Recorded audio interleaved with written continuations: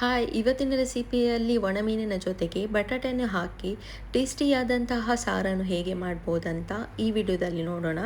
ವಿಡಿಯೋವನ್ನು ಸ್ಕಿಪ್ ಮಾಡದೆ ಕೊನೆವರೆಗೂ ನೋಡಿ. ಇಷ್ಟ ಆದರೆ ಚಾನಲನ್ನು ಸಬ್ಸ್ಕ್ರೈಬ್ ಮಾಡೋದನ್ನು ಮರಿಬೇಡಿ, ಹಾಗೆ ಲೈಕ್ ಮಾಡಿ. ಮೊದಲಿಗೆ ನಾನಿಲ್ಲಿ 10ರಷ್ಟು ಒಣಮೆಣಸನ್ನು ತೊಗೊಂಡಿದ್ದೇನೆ, ಉದ್ದ ಮೆಣಸು. ಹಾಗೆ ಖಾರಕ್ಕೆ 5 ಗಿಡ್ಡ ಮೆಣಸು, 1 ತುಂಡು ಹುಳಿಯನ್ನು ತೊಗೊಂಡಿದ್ದೇನೆ. ಹಾಗೆ 1 ಈರುಳ್ಳಿ, 3 ಬೆಳ್ಳುಳ್ಳಿಯನ್ನು ತೊಗೊಂಡಿದ್ದೇನೆ, ಸ್ವಲ್ಪ ಅರಿಶಿನ, 1 ಸ್ಪೂನಷ್ಟು ಜೀರಾ, ಹಾಗೆ 1/4 ಟೀ ಸ್ಪೂನಷ್ಟು ಮೆಂತ್ಯ, 2 ಸ್ಪೂನಷ್ಟು ಕೊತ್ತಂಬರಿ ಕಾಳು, 1 ಸ್ಪೂನಷ್ಟು ಸಾಸಿವೆ, ಹಾಗೆ 1 ಬಟಾಟೆಯನ್ನು ಕಟ್ ಮಾಡಿ ಇಟ್ಟಿದ್ದೇನೆ ಮೊದಲಿಗೆ. ಹಾಗೆ ಒಣ ಮೀನನ್ನು ತೊಗೊಂಡಿದ್ದೇನೆ. ಇಲ್ಲಿ ನಾನು ಬಲ್ಯಾರ್ ಫಿಶನ್ನು ತೊಗೊಂಡಿದ್ದೇನೆ. ಇದನ್ನೊಂದು 20 ನಿಮಿಷ ನೀರಲ್ಲಿ ಚೆನ್ನಾಗಿ ನೆನೆ ಹಾಕಿಡಬೇಕು, ಯಾಕಂದರೆ ಸ್ವಲ್ಪ ಉಪ್ಪಿನಂಶ ಜಾಸ್ತಿ ಇರುತ್ತೆ. ಸ್ವಲ್ಪ ನೀರಲ್ಲಿ ಹಾಕಿದರೆ ಚೆನ್ನಾಗಿ ಬಿಟ್ಕೊಳ್ಳುತ್ತೆ, ಆಮೇಲೆ ಕಟ್ ಮಾಡಲಿಕ್ಕೆ ಕೂಡ ಈಸಿ ಆಗುತ್ತೆ. ಈಗ ನಾನು ಒಂದು ಪ್ಯಾನಿಗೆ ಸ್ವಲ್ಪ ಆಯಿಲನ್ನು ಹಾಕಿ, ಈಗ ನಾನು ಸಾಸಿವೆಯನ್ನು ಹಾಕ್ತಿದ್ದೇನೆ ಈಗ. ಹಾಗೆ ಕೊತ್ತಂಬರಿ ಕಾಳು, ಹಾಗೆ ಜೀರವನ್ನು ಹಾಕ್ತಿದ್ದೇನೆ. ಈಗ ಇದನ್ನು ಚೆನ್ನಾಗಿ ಫ್ರೈ ಮಾಡಿ 1-2 ನಿಮಿಷ.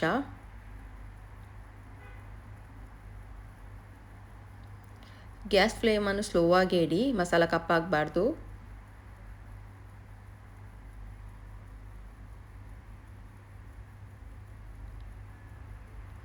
ಹಾಗೆ ಮೆಂತ್ಯವನ್ನು ಕೊನೆಗೆ ಹಾಕಿ.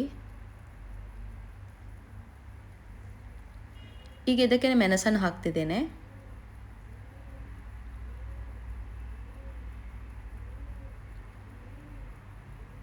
ಮೆಣಸನ್ನು ಹಾಕಿ ಚೆನ್ನಾಗಿ ಫ್ರೈ ಮಾಡಿ. ನೀವು ಗಿಡ್ಡ ಮೆಣಸು ಇಲ್ಲ ಅಂದರೆ ಕಾಳು ಮೆಣಸನ್ನು ಕೂಡ ಹಾಕ್ಕೊಳ್ಬೋದು ಖಾರಕ್ಕೆ.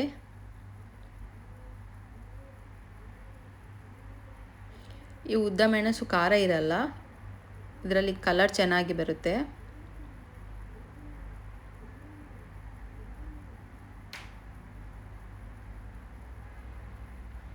ಈಗ ನಾನು ಇದಕ್ಕೆ ಸ್ವಲ್ಪ ಮೆಂತ್ಯನ ಹಾಕ್ತಿದ್ದೇನೆ. ಮೆಂತ್ಯ ತುಂಬ ಕಪ್ಪಾಗಬಾರ್ದು.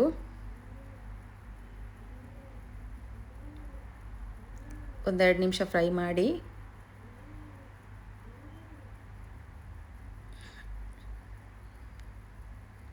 ಈಗ ಇದಕ್ಕೇನೆ ಈರುಳ್ಳಿಯನ್ನು ಹಾಕ್ತಿದ್ದೇನೆ.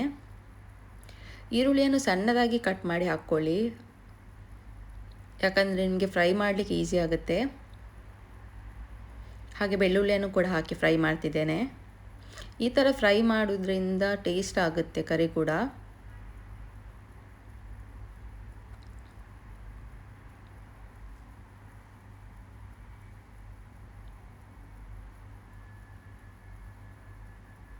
ಒಂದು 2-3 ನಿಮಿಷ ಚೆನ್ನಾಗಿ ಫ್ರೈ ಮಾಡಿ.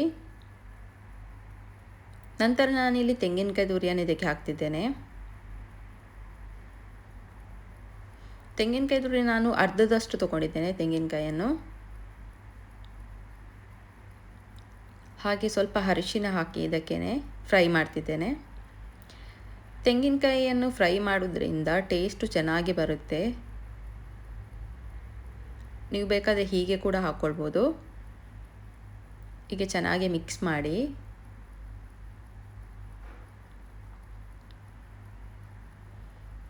ನೋಡ್ಬೋದು, ಇಷ್ಟು ಫ್ರೈ ಆದರೆ ಸಾಕು.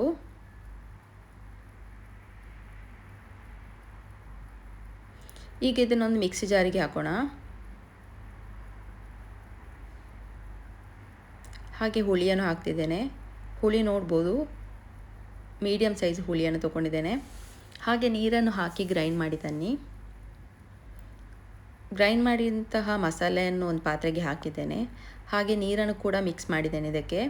ನೀರು ಸ್ವಲ್ಪ ಜಾಸ್ತಿ ಹಾಕಿ, ಯಾಕಂದರೆ ಬಟಾಟೆ ಬೇಯಲಿಕ್ಕೆ ಉಂಟು. ಹಾಗಾಗಿ ನೀವು ಬೇಕಾದರೆ ಬಟಾಟೆಯನ್ನು ಮೊದಲೇ ಬೇಯಿಸಿ ಕೂಡ ಹಾಕ್ಕೊಳ್ಬೋದು ಇದಕ್ಕೆ. ನಾನು ಮಸಾಲದೊಟ್ಟಿಗೆ ಬಟಾಟೆಯನ್ನು ಬೇಯಿಸಲಿಕ್ಕೆ ಹಾಕ್ತಿದ್ದೇನೆ.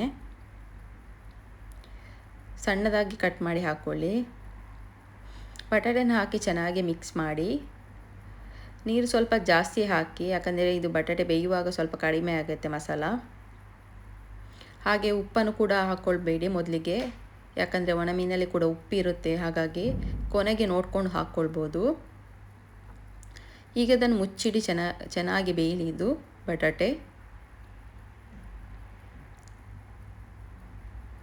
ಚೆನ್ನಾಗಿ ಕುದಿ ಬರ್ತುಂಟು. ಬಟಾಟೆ ಬೆಂದಿದೆಯಾ ಅಂತ ಒಮ್ಮೆ ನೋಡ್ಕೊಳ್ಳಿ.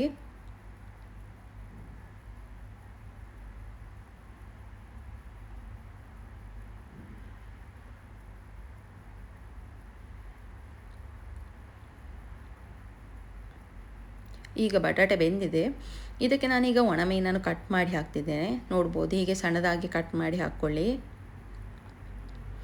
ಹಾಗೆ ಉಪ್ಪನ್ನು ಹಾಕಿದ ಕೂಡಲೇ ಮಿಕ್ಸ್ ಮಾಡಲಿಕ್ಕೆ ಹೋಗಬೇಡಿ. ಒಣಮೀನಲ್ಲಿ ಉಪ್ಪಿರುತ್ತಲ್ಲ, ಹಾಗಾಗಿ ಅದು ಚೆನ್ನಾಗಿ ಮಿಕ್ಸ್ ಆಗಿ ಕುದಿ ಬಂದ ಮೇಲೆ ಒಮ್ಮೆ ಚೆಕ್ ಮಾಡಿ. ಉಪ್ಪು ಇಲ್ಲಾಂದರೆ ಉಪ್ಪನ್ನು ಸೇರಿಸ್ಕೊಳ್ಳಿ.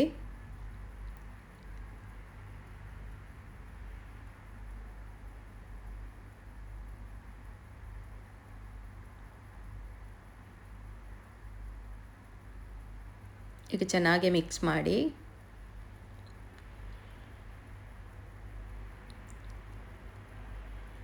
ಈಗ ಚೆನ್ನಾಗಿ ಕುದಿ ಬಂತು. ಈಗ ಇದರಲ್ಲಿ ಉಪ್ಪಿನ ಅಂಶ ಕಡಿಮೆ ಇದೆ, ಹಾಗಾಗಿ ಉಪ್ಪನ್ನು ಹಾಕ್ತಿದ್ದೇನೆ. ಹಾಗೆ ಉಪ್ಪನ್ನು ಜಾಸ್ತಿ ಕೂಡ ಹಾಕ್ಕೊಳ್ಳಿಕ್ಕೆ ಹೋಗಬೇಡಿ.